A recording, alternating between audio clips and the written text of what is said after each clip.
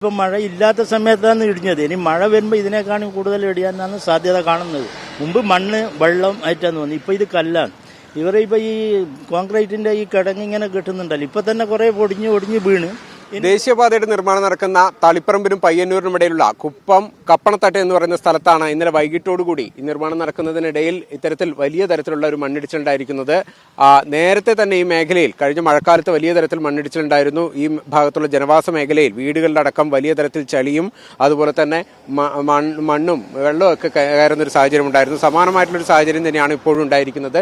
നിർമ്മാണം നടന്നുകൊണ്ടിരിക്കുകയായിരുന്നു. ഇതിനിടയിൽ ഇവിടെ സംരക്ഷണ ഭിത്തി നിർമ്മിക്കുന്നതിനായി കോൺക്രീറ്റ് ചെയ്യുന്നതിനുള്ള നടപടികൾ നടക്കുന്നതിനിടയിലാണ് മുകൾ ഭാഗത്തുള്ള പാറ അതുപോലെ അങ്ങ് ഇടിഞ്ഞ് താഴത്തേക്ക് വന്നത്. ഏകദേശം ഒരു 3-4 മീറ്റർ ഉയരത്തിൽ അതിന് മുകളിലുണ്ടാകും തോന്നുന്നു.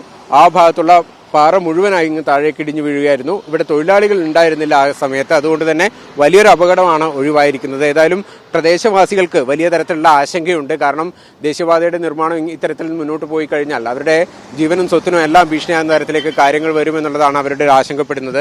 ഇപ്പോൾ പരിസരവാസിയായിട്ടുള്ളൊരു ആളിവിടെയുണ്ട്. ഇപ്പം ചേട്ടാ, ഇപ്പം പഴയതുപോലെ തന്നെ വലിയൊരു പ്രതിസന്ധിയിലേക്കാണ് കാര്യങ്ങൾ. പ്രതിസന്ധി മുമ്പ് മഴക്കാലമായതുകൊണ്ടാണ് അങ്ങനെ ആയത്. ഇതിപ്പം മഴ ഇല്ലാത്ത സമയത്താണ് ഇടിഞ്ഞത്. ഇനി മഴ വരുമ്പോൾ ഇതിനേക്കാളും കൂടുതൽ ഇടിയാനാണ് സാധ്യത കാണുന്നത്. മുമ്പ് മണ്ണ് വെള്ളം ആയിട്ടാണ് തോന്നുന്നത്. ഇപ്പം ഇത് കല്ലാണ്. ഇവരിപ്പോൾ ഈ കോൺക്രീറ്റിന്റെ ഈ കിടങ്ങിങ്ങനെ കിട്ടുന്നുണ്ടല്ലോ, ഇപ്പം തന്നെ കുറേ ഒടിഞ്ഞ് വീണ്. ഇനി ഇതാ ഇപ്പോൾ ഒന്ന് കല്ലാണെങ്കിൽ ഇതെല്ലാം പൊട്ടിപ്പോവും. വീണ്ടും ഇങ്ങനെ സാധ്യത ഉണ്ട്. അതുകൂടാതെ ഇതിന്റെ മേലെ ABCന്റെ ഗോഡൌൺ ആണുള്ളത്, വലിയൊരു കെട്ടിടവും കൂടി ഉണ്ട്. അതും എന്താവുമെന്ന് ഇങ്ങനെ സംശയത്തിലാണ് നിൽക്കുന്നത്. അതിനെ അടുത്തെത്തി. ഇനിയിപ്പോ അവിടെ 5-6 മീറ്റർ കൂടി അവിടെ അങ്ങോട്ടുള്ളൂ. അത് അത്രയും ഇല്ലാന്നാ തോന്നുന്നത്. എന്തെങ്കിലും കാരണത്തിലൊന്ന് ഇടിഞ്ഞ ആ കനം കൊണ്ട് ഇങ്ങോട്ട് ഇടിയാനും ചാൻസ് ഉണ്ടെന്ന് തോന്നുന്നു. നമ്മളെ നേരത്തെ തന്നെ നമ്മൾ നാട്ടുകാർ ഉന്നയിച്ചിരുന്ന ഒരു പ്രധാന ആരോപണം ഇതിനകത്തുള്ള ഈ സുരക്ഷാ നടപടികൾ കൃത്യമായിട്ട് പാലിക്കുന്നില്ല എന്നുള്ളതായിരുന്നു നിർമ്മാണത്തിൽ. ഇപ്പോഴും അത് തന്നെയാണ് അവസ്ഥ. അത് തന്നെയാണ് ഒരു പോരാ. മുമ്പ് എന്തോ ചാക്കും മണലെല്ലാന്ന് മുമ്പ് ഇടിഞ്ഞിട്ട് സൈഡിൽ വെച്ചിരുന്നു.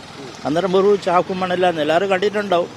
ഇപ്പൊ അതുപോയിട്ട് ഇത് മഴക്കാലത്ത് അല്ലാത്ത സമയത്ത് തന്നെ ഇങ്ങനെ വീണതുകൊണ്ട് വലിയ ആശങ്ക തന്നെ ഉണ്ടായാല്. ഇനി ഇതിപ്പോ ഇത് കെട്ടിക്കഴിഞ്ഞാൽ ഇതിനേക്കാളും വലിയ നഷ്ടങ്ങളും സംഭവങ്ങളും ഉണ്ടാകും. ഇപ്പൊ റോഡ് ഇങ്ങോട്ടല്ലേ, റോഡ് ഇങ്ങോട്ടായാൽ പിന്നെ കുറച്ച് ഇതിനടുത്തോട്ടായാലാണ് പ്രശ്നം കൂടുതൽ വരിക. ഇപ്പൊ ഈ സംരക്ഷണ ഭിത്തിയെല്ലാം കെട്ടിക്കഴിഞ്ഞാലും ഈ മഴക്കാലാവുമ്പോൾ ഇതിന്റെ വെള്ളത്തിന്റെ ബുദ്ധിമുട്ട് വലുതായിട്ട് തന്നെ ഉണ്ടാകാൻ ചാൻസ് ഉണ്ട്.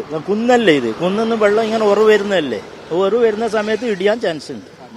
അതായത് ഇന്നലെ ഈ മണ്ണിടിഞ്ഞതിന്റെ തൊട്ടടുത്ത് തന്നെയായിട്ട് വലിയൊരു 3 നില കെട്ടിടമുണ്ട്. അത് ഇവിടെയുള്ളൊരു ടൈൽസ് കമ്പനിയുടെ അവരുടെ കോർപ്പറേറ്റ് ഓഫീസാണ്.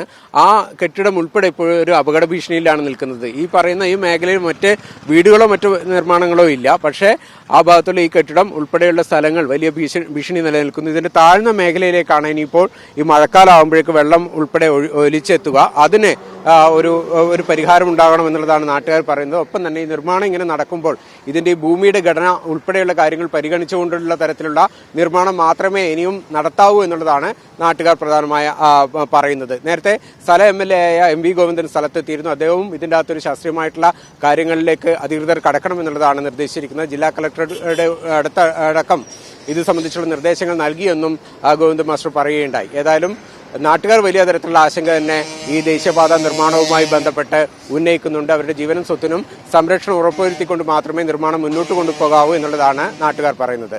ക്യാമറാമാൻ രാജേഷ് വടേരക്കൊപ്പം ബിജീഷ് ഗോവിന്ദൻ, മീഡിയ 1, കണ്ണൂർ.